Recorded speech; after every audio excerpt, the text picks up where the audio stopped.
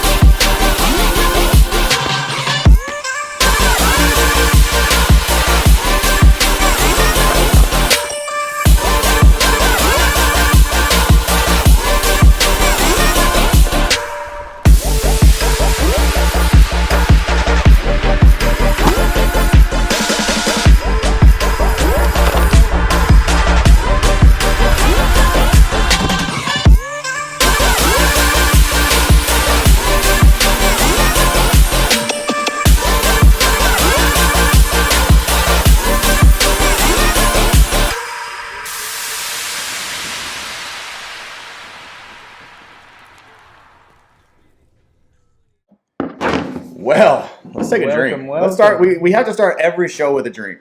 Cheers. And I'm actually drinking water too. So this is Water Talk with Jeff and Austin today. Hydration game strong. Water's better. Probably, but I doubt you'll see this. So, dude, our show is going to be seen by freaking Adam Sandler. Oh, yeah, that's true. In fact, me and Brad were talking to Happy Madison a minute ago on on a little conference call. We're thinking about bringing them in. They're trying to tap into the one-wheel market. I see how it is.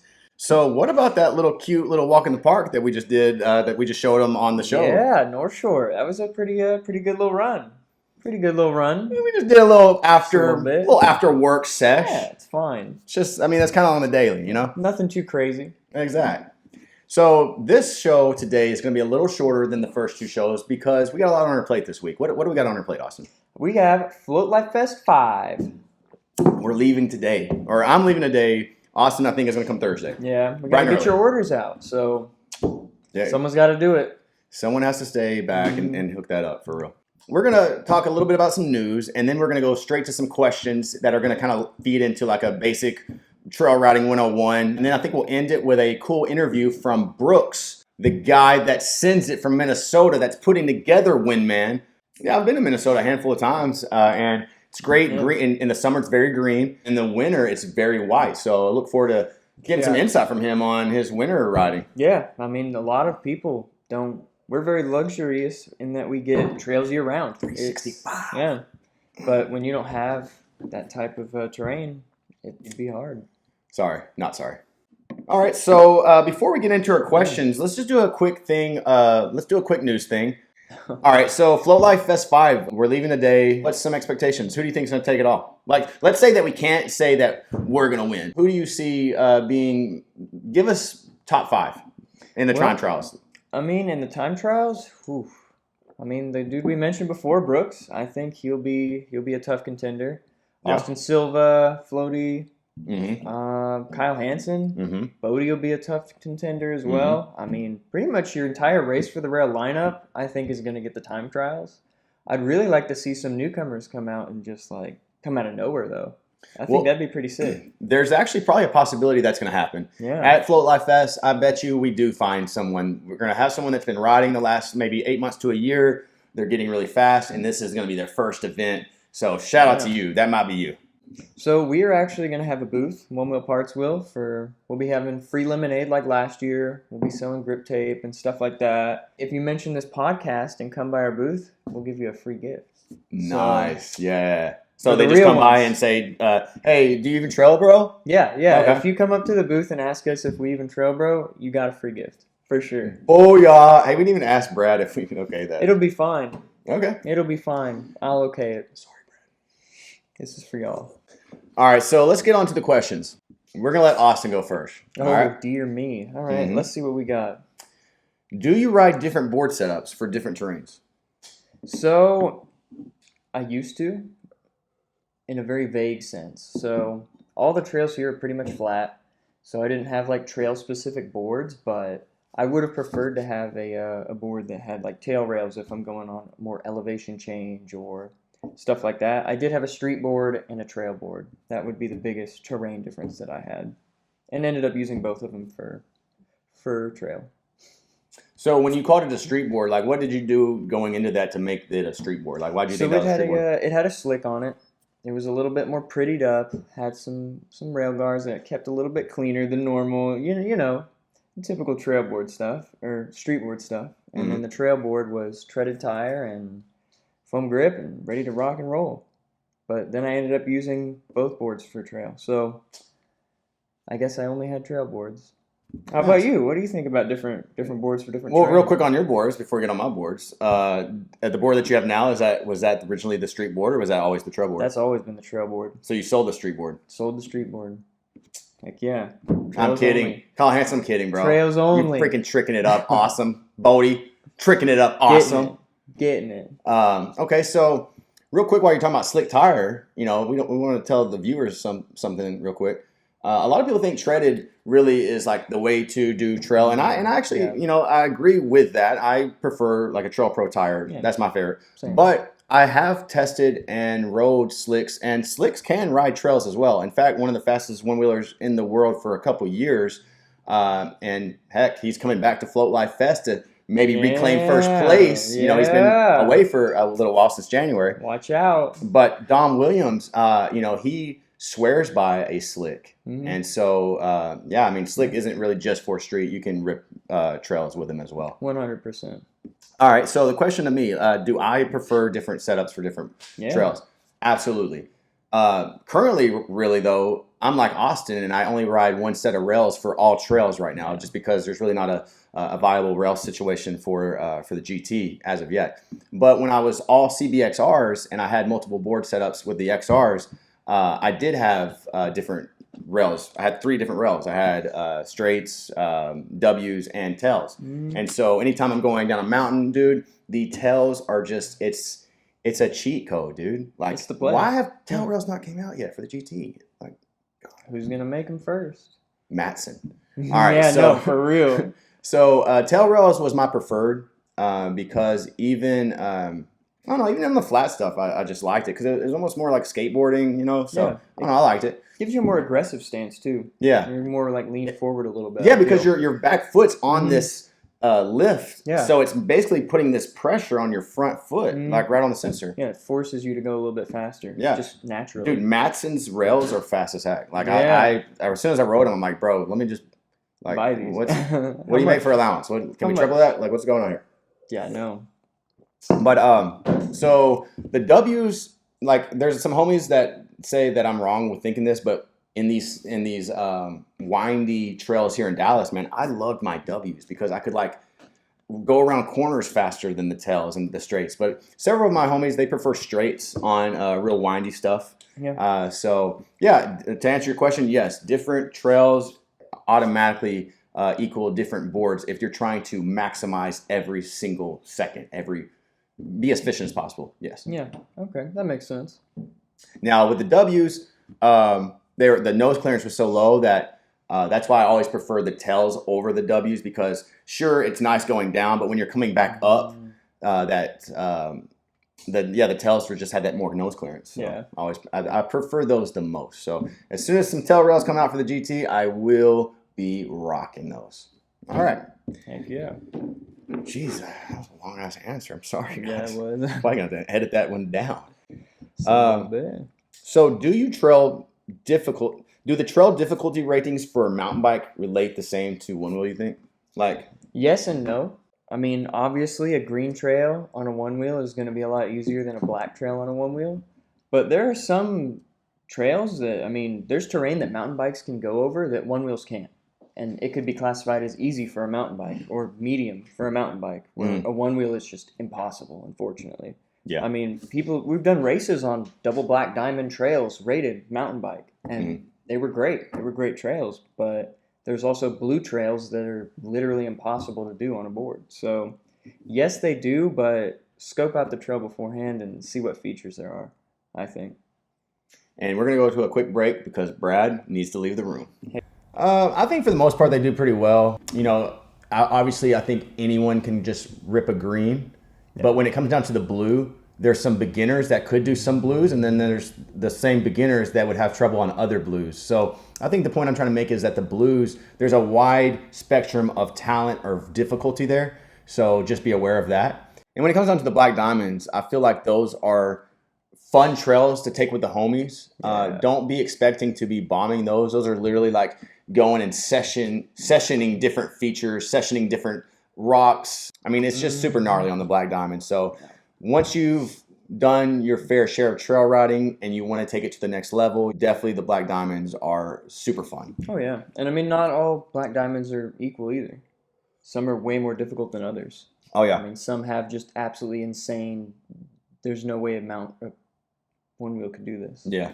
Because we raced on one in Wheel Scorcher, and I feel like when I was racing that one, of course it was difficult on a one wheel, but I was actually thinking, I was like, this would actually be kind of easy for a mountain bike. Yeah. I think that should be like a hard blue. Yeah. You know what I mean? Thinking. You're walking. Yeah, one cool spot that I've been to, I think it was Hobbs, was the mountain that had like, I don't know, they spent like a lot of money. The Walton people, the Walmart people spent like $40 million. And they put slabs all over the place, man. It was really cool. But yeah, certain areas, even the lightest, best climbers, sometimes they still have to pick their board up. Yeah, I mean, it's the nature of the beast. Yep. All right. So do you analyze drops, bonks, features, or do you just send it? Yeah, for the most part, I just send it. Unless it's something that's really crazy, I do proceed with caution. Like if I'm ripping a trail and I see it beforehand and I can see the entire scope of it, I can make a decision that way and decide if I want to hit it or not. But otherwise, if it's like something that it's just a blind drop the whole way, you don't know how far down it's going, it's your first time hitting the trail, yeah, might slow down and scope it out a little bit. For sure. But definitely ride within your ability on that sort of stuff. Yeah. I'm thinking. I think a good rule of thumb is as you're coming up on the drop, if you can kind of see a couple feet in front of the drop, you can just hit it, you know. But if it's something that looks like maybe, I don't know, minimum 3.5, 4 feet, you know, if you've never hit it, I mean, it's a good idea to stop and analyze it because the idea here is to run wheel every day. And it can be as simple as just being a little careless and hitting a 4-foot drop and not ever seeing that drop. And there's something that you didn't know was there and you came off and you twisted your ankle. I mean, broke your collarbone. what was the big deal about just stopping for a second Yeah. and checking that out? If it's something super gnarly that you feel you're going to get injured on, just stop and scope it out. That's what I do. I mean, all right, so next question. How can you recover your foot placement faster after going off a drop or hitting some sketchy chunk? yeah, that one, it's going to depend on the terrain, how fast you're going, all of that. What I like to do is wait for stuff in the trail that'll give me a little bit of D-weight or a little bit of air and shift my feet in that position if I'm going really, really fast and just trying to send it. Otherwise, I'll slow down a little bit, shimmy my feet around, just basic stuff. But I do the crab walk, shimmy, whatever you want to call it. I think we need to actually try to pinpoint a real name so we can all be on the same page. But I do the shimmy. If I land off a drop and my foot, my back toe is like hanging off the side of the board, I mean, it's a really quick foot placement. I mean, you can also try to do like the little jump. I just feel like the shimmy, I've dialed that in where that feels better and I can do it faster and I can be like, accelerating while I'm doing that versus the jump. A couple of my homies do a jump and they said it's faster. But I mean, I do the jump as well, but mostly the bonk. Yeah. Yeah. All right, let's move on to the next question. How to stop foot fatigue when fully committing to a trail? Fight through it, stretch, massage gun, lacrosse ball under the foot. I've tried it all, but still end up with the same shakes. Yeah, you're just going to have to ride more. Honestly, that's the only way to get rid of it. There's no Band-Aid magic fix solution. You just have to ride more. And the more you ride more frequently, that's how you build the endurance. All right, my answer would be actually the exact same because, I mean, be honest, I don't remember the fatigues really. I just remember riding so much every day that eventually I was just like ready to go all day. Now, I will say from a previous experience here recently that I took like 3 days off.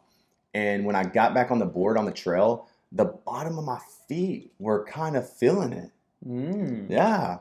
But it only lasted like that one first session, and I was thinking, man, like no more breaks at all. It may have just been like your warm up. Maybe that's what it was. I don't know. It's been so long since I've felt any sort of like foot hurt that I was like, damn, like my feet feel like they want to cramp up right now. And I mean, I rode a lot on street before I ever hit trails, so my feet never had any fatigue. It was always my legs that had fatigue. So, and that's just endurance. I never got any like foot cramps or anything like that. So. And when people start riding different rails for the first time, they end up getting different fatigues. Like a big plaint is when people ride tail rails. Yeah, their leg and their foot, the arch of their foot. I have heard that quite a bit, just because it's a different spot. Yup. All right, let's go ahead and go to the next part of our show, which will be the interview, where we interview Minnesota's bad guy, Brooks. Let's get it. And I don't mean he's a bad guy, like he's actually a bad guy, because he seems like a really good guy. However, he sends it like a bad MF. Let's go.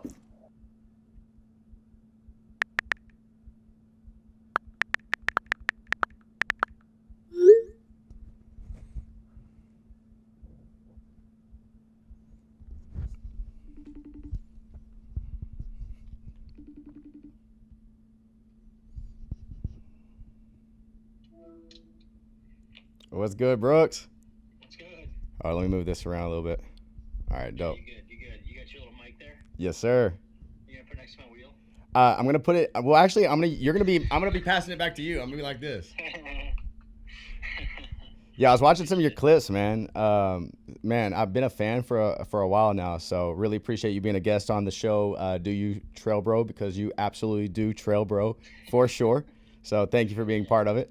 But yeah, real quick, let's just start off with an introduction. Just maybe for whom may not be aware, just your name and maybe just how long you've been riding trails and how often you do so. Yeah, I'm a COVID baby, so I got my first one wheel when COVID happened, and I got a pint and took it out to the trails and immediately needed more. So that's when the addiction started. But my name is Brooks. I go by North Shore One Wheel as far as Instagram's concerned. In the northern part of Minnesota, there's a North Shore there, so that's kind of where that stems from. Nice. But really all I do is focus on trail riding for the most part, and pretty much what I love. Heck yeah, dude. All right. So, and then also before we get into the questions, because I do have a few questions for you. Before we get into those, can you do a quick announcement of your upcoming race, just give that a quick shout out? Yeah. So the Windman Enduro is in northern Wisconsin. I've done a lot of work. Obviously, I love trails, and part of when you like trails, you want to keep riding them, right? So getting intertwined with the mountain bike community that, manages the trails in the places that I call home has been important to me. Came across a trail system that was new to me beginning of this year, but in an area that I'm familiar with. I don't know how the heck I haven't seen it. And so got to talking with them, and 20-mile private trail system. So it's, not maintained by a city or a governing body. And they were super receptive to Onewheels, and it's basically a great spot for a potential event or race. So just got to talking with their trail ops manager there, who's been like huge support and on board 100% with making this thing happen and trying to do it right. So we set the date October 8th for this year. Got board approval like 2 months ago, so it all happened super fast. Heck yeah. But we're trying to do it right. We got a professional timing company that's local. They do all sorts of enduro races. They're going to handle the timing of it, and then, event insurance and all that good stuff. So right now we got 51 registered. It goes down in 2.5 weeks from, today. So feeling good about it. Should be a good time. Man, congratulations. So yeah, you're talking about being cool with the mountain bike community. We try to do that here with Dorba in North Texas. So for everyone that's watching and maybe picking up on stuff, definitely think about trail etiquette and get out there and be cool with all the mountain bike guys, man, because we want to stay there, dude. So we love trails, and we definitely want to not get kicked off. So yeah, it's important. Yeah, we appreciate that. All right, so how do you stay in trail shape since you live in North Minnesota and you guys get hit kind of, pretty heavy by the snow? Yeah, it's not even just the snow. It's the cold, in all honesty, and it's the short riding season. I've been slacking this year. I'm kind of a new daddy, a 4-month-old at home. So, congratulations. As far as being on trail, I've been slacking a little bit, but for a good reason. Still get my time in when I can. But in the winter in Duluth, Minnesota, where I live, they have over 60 miles of groomed mountain bike trail. So last year I set up a winter setup. I tried a tire and took to it, and it works great on the trails. In Duluth, it's a really big community, kind of like effort, I would call it, right? You got like snowshoers, cross-country skiers, people that walk their dogs, mountain bikers on fat trails, and then now you have, me on a one-wheel. And so you get all these people using the trail, and it compacts, 2 to 3 feet of snow down, and it makes all of your rough, rooty, rocky, chunky trail, just pure smooth gold, white gold, you should call it. Nice. But yeah, so I ride a lot in the winter. I try to get out, once a week. A 6-mile to 9-mile trail ride in the winter is a lot different than, in the summer. It takes a little more time, and your main goal in the winter is to not come off the board. You kind of use a whole different muscle set because you keep that tire flat instead of like use the edges of the tire. So it's a whole different kind of style of riding, but obviously translates, really well. Man, that's sick. A quick follow-up to that is, once winter's done, is the trails just like totally trashed, or is there like a makeover, or they're better from the snow? How does the snow affect the trails in spring? Yeah, so there's a freeze-thaw cycle, so the trails close down. In Minnesota, there's a cool app called TrailBot. It literally updates every trail system in the state via their Twitter pages, their Facebook pages automatically with like what's open and what's not. So there's shoulder seasons in the fall and spring where we don't ride really at all, and the trails are totally fine. They actually are best in the spring when you have all that hard-packed snow on there, really smooth hero dirt type conditions typically. All right, next question. Dude, so I was really kind of like looking at your footage, and like you're a sender, right? You're sending. I'm like, hold up. I squint my eyes and I see some sort of lift kit on there. I'm like, dude, he's not tail dragging. He's got the lift kit. What's going on? So tell me what that's about. Is that like, when did you start that style? Tell me if, how you like it. And is that does all your setups have that? So I started the lifted setup in the winter. When you lift your board between the boxes, it gives you a little more room for your tire to have studs. So obviously your studs don't rip up your controller and battery box. So that's the whole reason I lifted it. And then on top of it with WTF rails that gave me a little more clearance, because in the snow you sink, so you even lose more clearance. So that was kind of the reason for buying a lift kit and using it last year.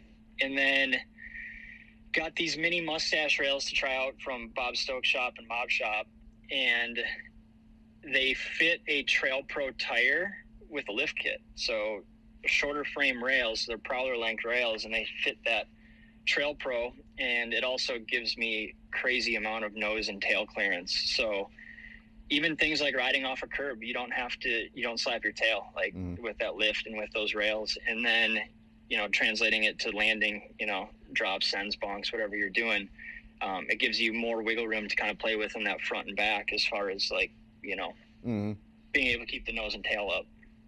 Yeah, it's super helpful. Yeah, I was looking, and man, that's dope as hell, bro. That's really cool setup. As far as the length of the rails and the height, does the length of the rails make the height a little easier to challenge? I don't know. It's a good question. What I do like about it is it's a shorter frame, so you gain even more clearance in your nose and tail, rather than like a longer frame where it's going to extend that out, even more. So that's really the only thing I guess I have to say about that. For sure, man. It's inspired me maybe to make another board that has that kind of a little bit of that sauce in there. But cool, man. I thought that was interesting, and shout out to you for getting that. That's dope. With the next season, the next RL season coming up, do you plan on trying to hit more? How many races did you hit last year? Zero. Well, no. So I raced in Float Life Fest last year. So if you're going to 2021.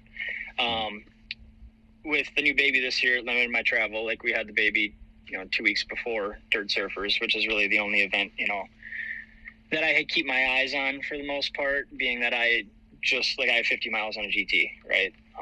So my XR is still life. I still love that thing. And obviously the way I ride, it tailors to my riding really well. I'm not a big push, the speed guy. I'm more of a technical trail feature, and just love finding good spots and being out there with buddies. So that's my main goal and focus, and been trying to keep and promote a lot of stuff locally this year, in the Midwest area, with that whole thing kind of getting started and this event. So it's kind of limited my travels and my time put elsewhere, which is okay.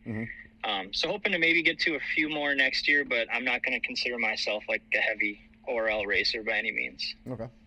Well, yeah, man, I think you are right up there. I saw some times, I believe this weekend, when I'm looking at Strava times from last year, and you had some really excellent times. So, man, we'd love to have you at more events next year. But shout out to I would love to.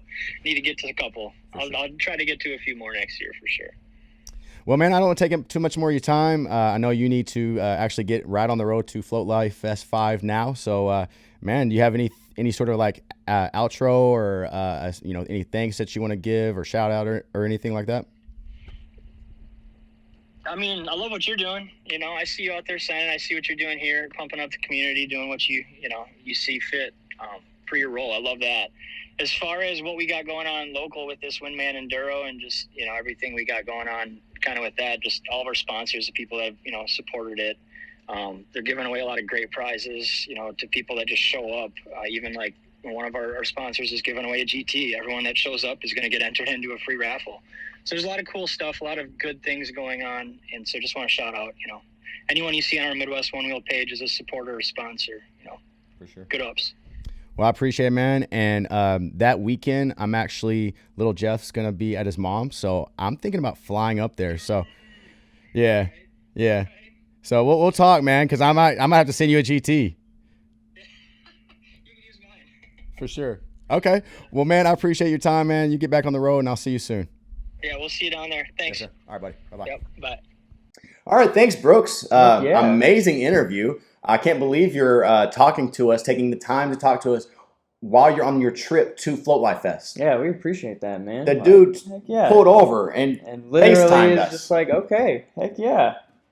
Shout out. Let's go. We're going to try to be there, buddy. The 8th. Tickets in the description for his event. And that's a show. So, heck yeah. What else are we talking about? We'll see you guys at Float Life Fest. If you're gonna make it, remember, stop by our booth. Do you even trail, bro? Free gift. Yeah, I think that's the show. That is it.